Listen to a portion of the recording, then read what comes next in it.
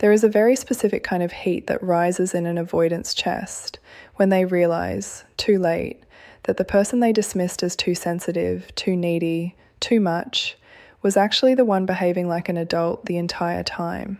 It isn't sadness, it isn't longing, it's something closer to shame, the kind that doesn't announce itself politely but instead creeps in sideways at inconvenient hours, while they're doing something ordinary like driving or brushing their teeth or sitting in a meeting pretending to listen. Suddenly the memory surfaces, unwelcome and vivid, and they see themselves from the outside for one unbearable second, the way everyone else must have seen them the whole time. And what they see is not someone protecting their independence. What they see is someone who panicked, who ran, who dressed their fear up as strength and called it a boundary. If this is something the listener has quietly suspected, that the person who pulled away wasn't actually the composed one in the story, this exploration is going to confirm exactly what instinct already whispered. Because here is the truth almost nobody says out loud about avoidant behaviour. It is frequently mistaken for maturity, when in reality it is often the opposite. Withdrawal gets rebranded as self-sufficiency. Coldness gets rebranded as emotional discipline, silence gets rebranded as calm. And the person on the receiving end, the one who stayed present, who asked direct questions, who expressed hurt in plain language instead of punishing with distance, gets rebranded as the dramatic one, the intense one, the person who couldn't just relax. For a long stretch of the relationship, this framing usually holds, mostly because the avoidant is skilled at performing composure, even while internally unraveling. But performance has a shelf life. Eventually, usually after enough time has passed for the adrenaline of the breakup to fade, the avoidant is left alone with the footage of their own conduct, and they cannot edit it the way they once could in real time. What plays back is not flattering. What plays back is someone who, when faced with vulnerability, chose evasiveness, sarcasm, sudden coldness, or vanishing entirely, while the other person simply kept communicating like someone who had nothing to hide. This particular flavour of embarrassment deserves careful attention, because it behaves differently from ordinary regret. Regret says, "I wish I had done something differently." This is closer to humiliation, and humiliation has teeth. It says, "I revealed something about my character that I cannot take back, and worse, someone else watched me reveal it." The avoidant's carefully constructed identity, the one built around being unbothered, being hard to rattle, being the calm eye in every emotional storm, depends entirely on nobody catching them behaving otherwise. So when a moment arrives where they were visibly the immature one, the one who slammed a door instead of finishing a sentence, the one who went quiet for days instead of saying what was actually wrong, the one who mocked vulnerability because they didn't know how to hold it, that moment becomes lodged in memory like a splinter that refuses to work its way out. It helps to understand why maturity matters so intensely to someone who often behaves so immaturely. Avoidant attachment frequently forms in environments where emotional needs were treated as inconvenient, where a child learned early that self-reliance was safer than dependence, that needing comfort might be met with irritation rather than warmth. Out of this, a person builds an entire personality oriented around never appearing needy, never appearing rattled, never appearing like the fragile one in the room. Maturity to this person does not mean emotional honesty. It means containment. It means looking unaffected no matter what is happening internally. So when their own behavior betrays them, when the mask slips and what shows underneath is pettiness or coldness or an inability to sit with discomfort, the wound isn't just about the relationship. It's about the entire architecture of self they spent years constructing. Picture the quiet horror of realizing that someone else, someone they perhaps privately viewed as the more emotional one, the more fragile one, actually handled the entire situation with more composure than they did.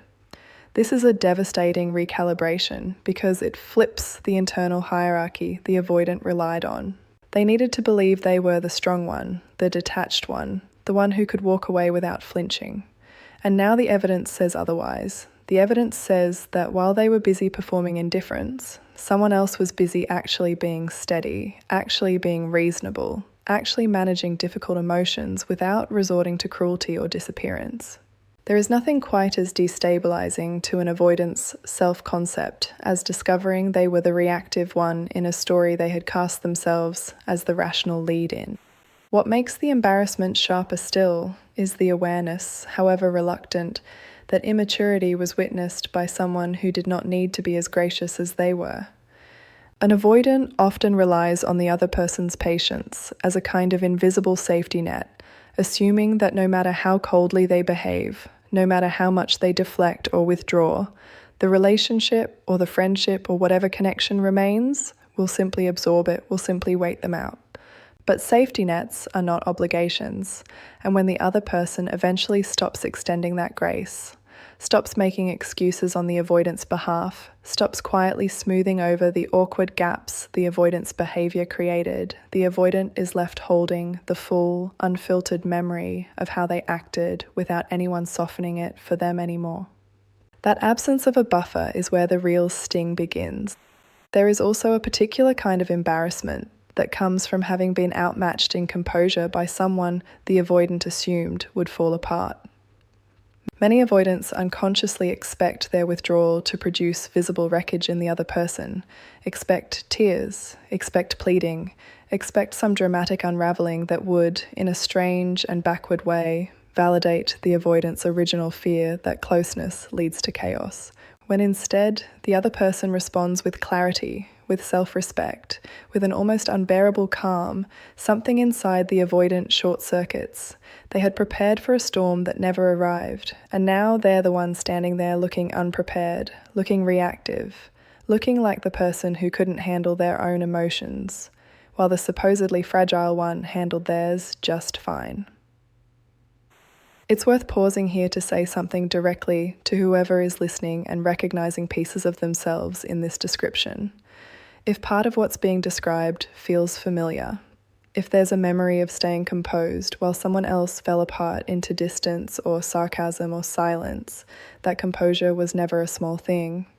It is easy, in the aftermath of a relationship with an avoidant, to wonder if staying calm somehow meant not caring enough, or if reacting less meant feeling less. The opposite is usually true. Staying grounded while someone else behaves erratically is one of the harder emotional feats a person can perform, and it rarely gets the recognition it deserves in the moment, because the avoidant is too busy protecting their own image to notice, let alone admit, what they were actually witnessing. The embarrassment deepens further once the avoidant starts noticing patterns in their own reactions that they previously excused as personality quirks.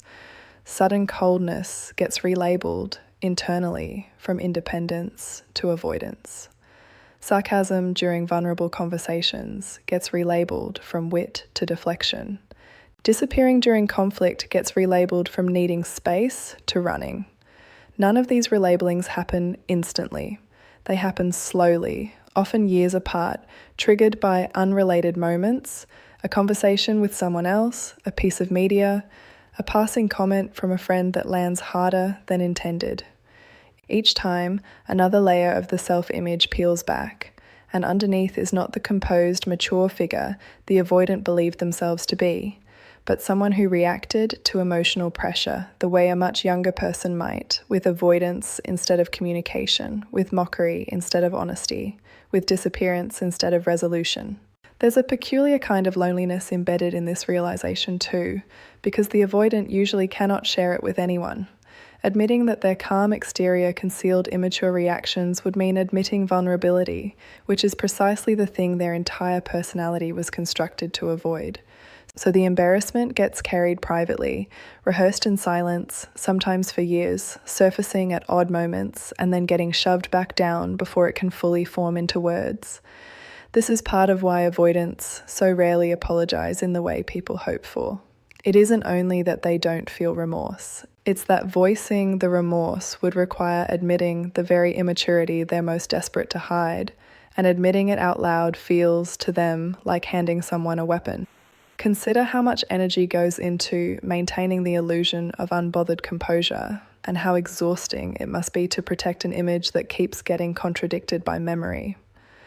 Every time the avoidant recalls a specific interaction, a specific eye roll, a specific dismissive comment made instead of an honest one, a specific night spent scrolling through something meaningless rather than answering a message that deserved a real response, the illusion cracks a little more. And because avoidants tend to be intelligent, often unusually perceptive about other people even while remaining blind to themselves, they cannot fully unsee what they've started to notice. The gap between how they wanted to be perceived and how they actually behaved becomes impossible to fully ignore, even if they never say a word about it to anyone, including the person who caused the recognition in the first place. It is also worth exploring the specific role that comparison plays in this embarrassment. Avoidants frequently measure themselves against an internal standard of being the least emotionally messy person in any room. This standard gives them a sense of superiority, a quiet, unspoken belief that they are somehow more evolved, more self-contained, less controlled by feeling than everyone around them. When someone demonstrates emotional maturity that outpaces the avoidant's own, when someone stays honest instead of manipulative, direct instead of passive-aggressive, steady instead of erratic, the comparison collapses in on itself. Superiority requires a lower bar to stand above.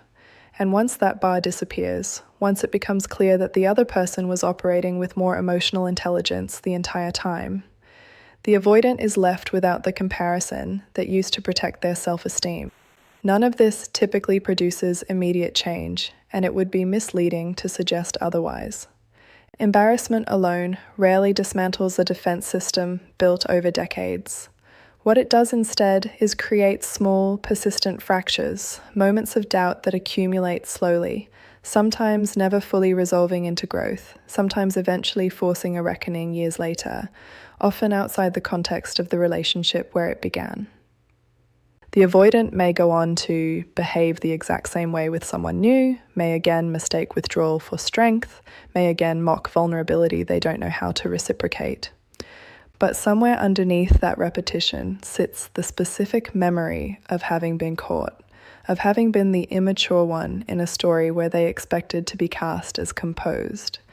And that memory does not fully disappear just because it goes unspoken. There's something important to understand about timing here as well. This embarrassment rarely surfaces while the relationship or connection is still active, because active proximity gives the avoidant too many tools for self-protection, too many ways to reframe the narrative in real time, too many opportunities to convince themselves that their behavior was reasonable given the circumstances.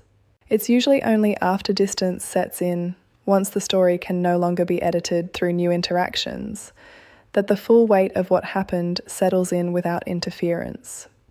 Distance removes the avoidant's ability to smooth things over, to send a small gesture that resets the narrative, to perform a version of themselves that contradicts the immaturity of a specific moment. Once contact ends, the last impression left behind becomes fixed, permanent, and impossible to revise. And it is precisely that permanence that makes the embarrassment so much harder to escape. Something else deserves acknowledgement here, something the listener may not have considered before. Part of why this specific kind of embarrassment cuts so deep is that it isn't really about a single incident. It's cumulative. Every small moment of dismissiveness, every sarcastic deflection, every instance of shutting down instead of opening up stacks quietly on top of the last until the avoidant is eventually confronted, whether by memory or by someone else's calm retelling of events, with an entire pattern rather than one isolated slip. A pattern is much harder to excuse away than a single mistake. A single mistake can be attributed to a bad day, a bad mood, an unfortunate misunderstanding. A pattern reveals character, and character is precisely what the avoidant has spent their whole identity trying to control the narrative around. It's also worth naming the specific discomfort that comes from realizing someone else witnessed all of this without ever needing to say so directly. Sometimes the most damning thing about the other person's behavior is not confrontation, but simply consistency. simply continuing to act with dignity while the avoidant behaved otherwise, without ever needing to point it out or list the ways the avoidant fell short. Silence used this way becomes its own kind of mirror, one the avoidant cannot argue with because nothing was ever explicitly said that could be debated or dismissed. There is no accusation to deflect, no specific sentence to pick apart or reframe.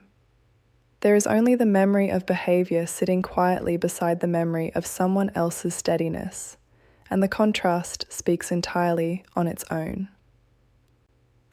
For the person listening who has lived this exact experience, who behaved with more restraint and more honesty than the avoidant ever managed, it's worth sitting with the fact that this restraint was not weakness disguised as strength. It was strength, plainly and simply, even if it never received acknowledgement at the time. Emotional maturity rarely gets applauded in the moment it happens. It usually only becomes visible in hindsight, once someone else's immaturity provides the contrast necessary to see it clearly. That delay in recognition doesn't erase what happened. It only means the appreciation for one's own conduct sometimes has to come from the self first, before it can come from anyone else, including, eventually and often, far too late, from the very person whose behaviour made that recognition necessary in the first place. There is a subtler layer to this embarrassment that rarely gets discussed, and it concerns the avoidant's relationship to their own reputation among people who were never directly involved in the situation at all.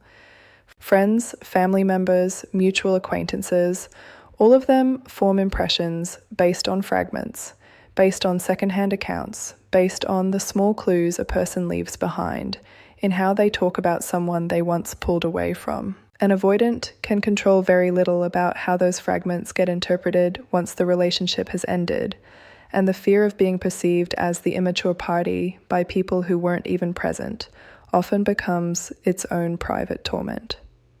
It isn't only the person they hurt who now holds the accurate version of events.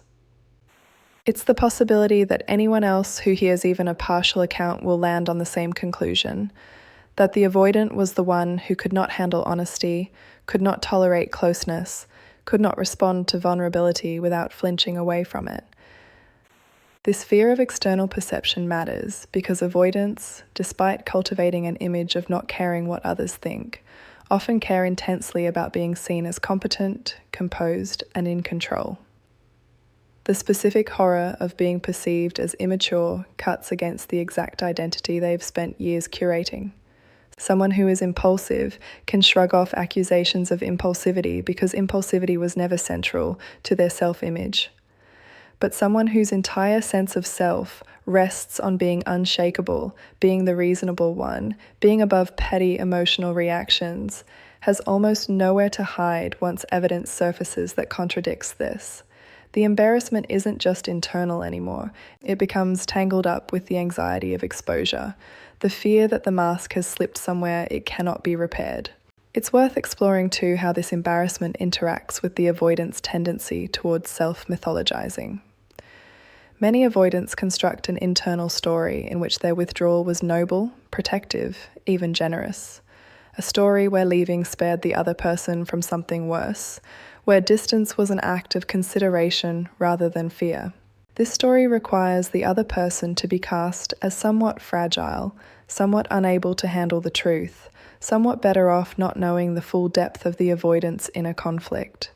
But when the other person responds to the ending, not with fragility, but with grace, not with desperation, but with self-possession, the myth falls apart from the inside. The avoidant cannot maintain the narrative of having protected someone who clearly did not need protecting, who handled the entire situation with more steadiness than the person doing the so-called protecting ever managed. There's a strange irony worth sitting with here as well. The very qualities an avoidant fears most in themselves, being seen as needy, being seen as overly emotional, being seen as unable to self-regulate, are often the exact qualities they end up displaying once their composed exterior cracks. The slammed door, the cutting remark, the sudden disappearance, all of these are not signs of emotional discipline. They are signs of dysregulation, the very thing the avoidant has spent a lifetime trying to distance themselves from. And when the other person, the one supposedly too sensitive, too much, too needy, responds instead with patience, with clarity, with an ability to sit inside discomfort without lashing out, the roles reverse so completely that the avoidant is left without a script for what just happened. Nothing in their internal narrative accounted for the possibility that they, not the other person, would be the one who couldn't hold steady. This reversal often produces something close to disorientation because it forces a confrontation with a version of self the avoidant worked hard never to see clearly. Most people, avoidant or not, build identities out of a mixture of truth and flattering omission. But avoidants tend to specialize in this particular kind of omission, editing their own emotional reactivity out of the story they tell themselves. When someone else's calm behavior makes that editing impossible, when there's no way to spin the narrative so that withdrawal reads as wisdom rather than fear, the resulting discomfort doesn't fade quickly. It tends to resurface in unrelated contexts, triggered by things that have nothing to do with the original relationship, a stray comment, an unrelated conflict, a moment of tension with someone new that suddenly summons the old memory back into sharp focus. It also helps to understand that this embarrassment can coexist with genuine affection, which is part of what makes it so uncomfortable to sit with. An avoidant does not need to have stopped caring about someone in order to feel humiliated by how they behave toward them. In fact, the caring often intensifies the shame, because it removes the easy excuse of indifference. It is far simpler to dismiss immature behavior towards someone who never mattered. It is much harder to dismiss it towards someone whose steadiness, whose patience, whose refusal to become cruel in return made an undeniable impression, even if that impression only becomes fully legible long after the relationship has ended. For the listener who recognizes themselves in the role of the person who stayed grounded while someone else fell apart into avoidance, there is something worth internalizing here beyond the satisfaction of being validated. The fact that the avoidant eventually recognizes their own immaturity does not obligate anyone to wait around for that recognition to arrive, and it does not retroactively make the experience of being on the receiving end of that immaturity any less painful while it was happening. Growth, if it happens at all, happens on the avoidant's own timeline, often privately, often far too late, to matter to the relationship that prompted it. What matters more immediately is understanding that composure under pressure, patience in the face of dismissiveness, and honesty in the face of avoidance were never small achievements. They were, and remain, evidence of a kind of maturity that doesn't need external confirmation to be real. What ultimately makes this entire dynamic so quietly devastating for the avoidant is the knowledge that maturity cannot be reclaimed retroactively. There is no version of events where they get to go back and behave differently in that specific instant, where the sarcastic comment gets replaced with honesty, where the vanishing act gets replaced with a difficult but necessary conversation. The moment is sealed. All that's left is the awareness of it, replaying on a loop they cannot fully silence, no matter how composed they manage to appear to everyone who meets them afterward. And that, more than any confrontation or argument ever could, is the kind of consequence that lingers the longest, because it isn't imposed from the outside. It's self-inflicted, repeated privately, and carried quietly into every future relationship where the same old patterns will likely resurface, unless something eventually forces a reckoning deeper than embarrassment alone has managed to produce. There is one final piece worth naming before closing this exploration, and it concerns what happens to an avoidant sense of time once this kind of embarrassment settles in permanently. Where once they might have believed distance would simply dissolve the discomfort, that enough time and enough new distractions would eventually erase the memory of having behaved immaturely towards someone who deserved better. What actually tends to happen is closer to the opposite. Time does not erase the memory so much as it clarifies it, stripping away the adrenaline and defensiveness that once made the behavior feel justified in the moment. until what remains is simply the behavior itself, plain and unflattering, viewed without the protective haze that used to soften it. This clarity rarely arrives all at once. It tends to surface in fragments, an unexpected wave of discomfort during an unrelated conversation, a flicker of recognition while watching two other people navigate conflict with more grace than the avoidant once managed, a quiet unease that settles in without explanation during an otherwise ordinary evening. Each fragment adds to a growing, uncomfortable certainty that the story the avoidant told themselves about their own composure was never entirely true, and that somewhere along the way, someone else quietly proved it. For anyone listening who once stood on the other side of this dynamic, who held their ground with more dignity than they were given credit for at the time, there is a kind of closure available here that doesn't require the avoidant to ever say a single word about it. The steadiness was real, the maturity was real, and whether or not it was ever acknowledged out loud, it left an imprint that the avoidant cannot fully outrun, no matter how much time passes or how convincingly they perform composure for everyone who meets them next. Sometimes the most complete form of validation isn't an apology or an admission. It's simply the quiet, permanent knowledge that when it mattered most, one person chose honesty over evasion, patience over cruelty, and steadiness over collapse. And no amount of distance will ever change which side of that contrast they were standing on. That knowledge does not need to be spoken aloud to be true, and it does not need the avoidance recognition to be complete. It exists on its own, solid and unshakable, exactly the way real maturity always has, quietly, without ever needing an outside audience to confirm that it truly and fully happened at all.